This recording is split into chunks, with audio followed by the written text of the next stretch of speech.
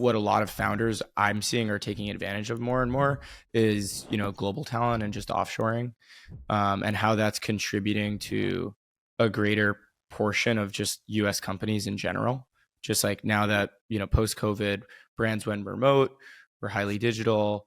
There's just like a lot of output and task work that's needed. I'm finding a lot of our clients, like our business is 50% global now. So, I think that stigma of like outsourcing, offshoring is definitely decreasing. And I'm curious to hear what your take is on just offshoring.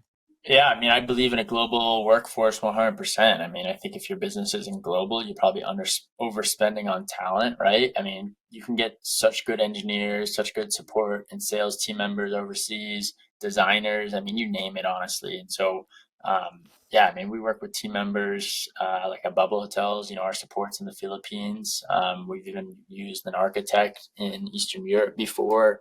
Um, we've utilized global talent, really at every business that I've, owned or operated. And I think you have to be using, a team around the world to just, make the most of outcomes and also your money because, hiring talent domestically, I think is great to an extent. But at the end of the day, when someone in the Philippines or someone in Eastern Europe can, have the same output or even better output for a fifth or a tenth the cost, it's like, well, what is my incentive to hire locally then, right? And so especially with remote work, I think that was a huge catalyst to the global workforce. It begs the question of like what skills are valuable to US companies and would incentivize US companies to continue to hire talent locally. Like that's honestly the things that are going through my head and how I counsel,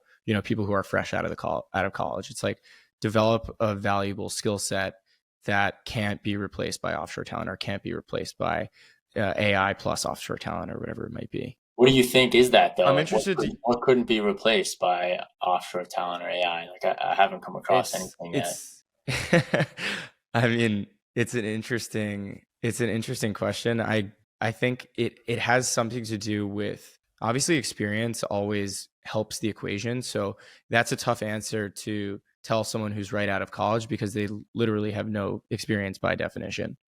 I think it's a combination of hard skills, communication, and like the things that computers or machines can't really replace, which is like creativity, EQ, general problem solving ability, like from a conceptual perspective, being able to think critically. And those are some skill sets that are taught in college. So I think that's valuable, but you need to be able to pair that with some experience. But I don't think there's one right answer.